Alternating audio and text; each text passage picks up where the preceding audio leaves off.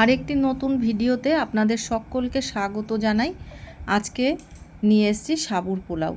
সাবু তো আপনারা অনেক রকমভাবে খেয়ে দেখেছেন, একবার এইভাবে সাবুর পোলাও তৈরি করে দেখুন। অসাধারণ টেস্টফুল, স্বাদে গন্ধে অতুলনীয়। যে কোনো ব্রত পালনের দিনে, উপবাসের দিনে এই সাবুর পোলাও তৈরি করে দেখুন, প্রত্যেকেরই ভালো লাগবে। আর এটা তো শ্রাবণ মাস চলছে, শিবের ব্রত পালনের দিন, অনেকেই ব্রত পালন করছেন।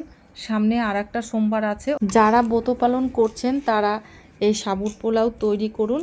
আর পোলাওটা তৈরি করে কেমন হয়েছে অবশ্যই আমাকে কমেন্ট করে জানাবেন। তাহলে বন্ধুরা চলুন দেখে নেওয়া যাক কিভাবে এই সাবুর পোলাও তৈরি করতে হয়।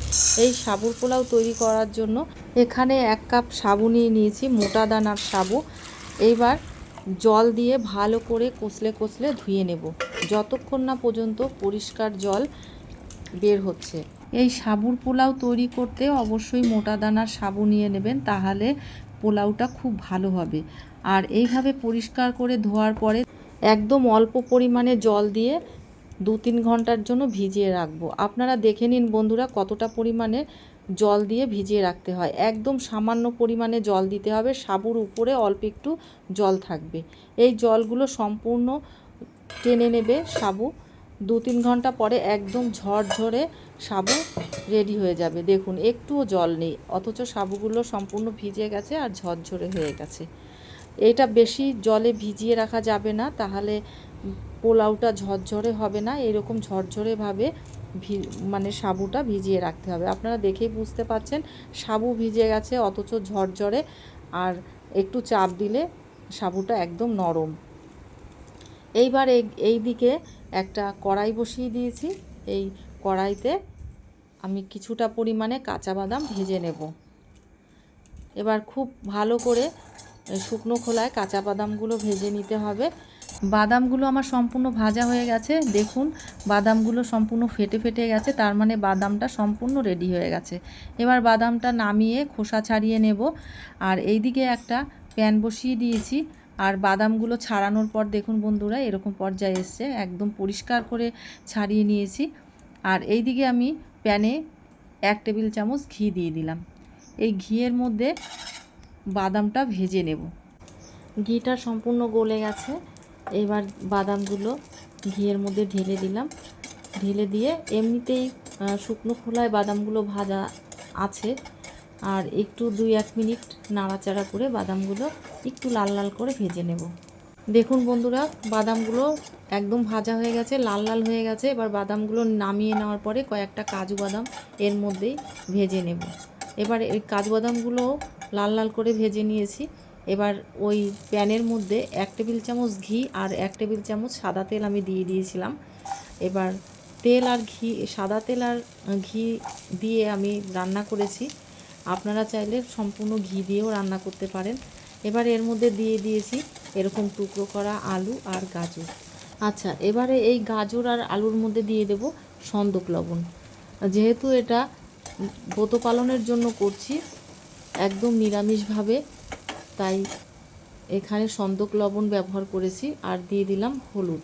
এবার অনবরত এরকম নাড়তে হবে যাতে তলা লেগে না যায়। আর গ্যাসকে এখন আমি একদম লো ফ্লেমে করে রেখেছি, যাতে ধীরে ধীরে গাজর আর আলুটা সিদ্ধ হয়ে যায়। আর এইদিকে যে বাদামটা ভেজে রেখেছিলাম সেই বাদামটা একটু মিক্সিতে ঘুরিয়ে নেব। আর মিক্সিতে ঘুরিয়ে নেওয়ার পরে দেখুন বন্ধুরা এরকম পর্যায়ে এসছে।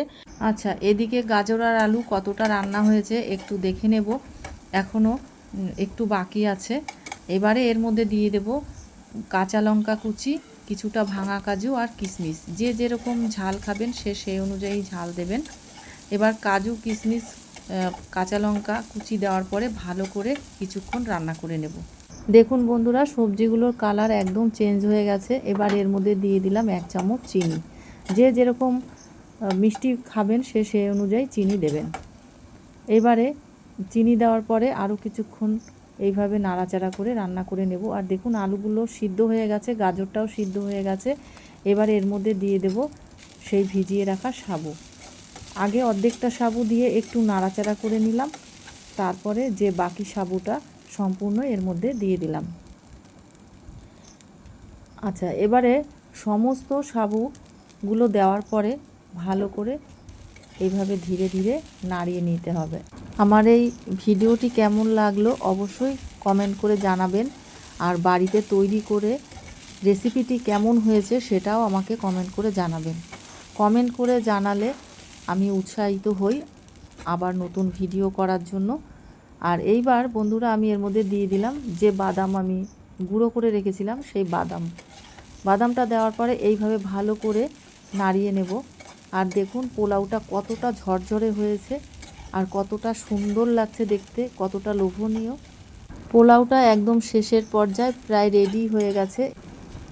এবারে দেখুন বন্ধুরা আমার পোলাওটা রেডি হয়ে গেছে। এবার এর মধ্যে দিয়ে দিলাম 1 চামচ গুঁড়ো মশলা। গুঁড়ো মশলা বলতে আমি শুকনো খোলায় ধনে, জিরে, দারচিনি, এলাচ, লবঙ্গ ভেজে নিয়ে গুঁড়ো করে নিয়েছিলাম, সেই মশলাটাই ছড়িয়ে দিলাম। মশলাটা ছড়িয়ে দেওয়ার পরে এইভাবে ভালো করে মিশিয়ে দেব। মিশিয়ে দেওয়ার পরে 1-2 মিনিট এইভাবে নাড়াচাড়া করে নেব। নাড়াচাড়া করে গ্যাস অফ করে দেব। দেখুন বন্ধুরা আমার পোলাওটা কিন্তু একদম রেডি হয়ে গেছে।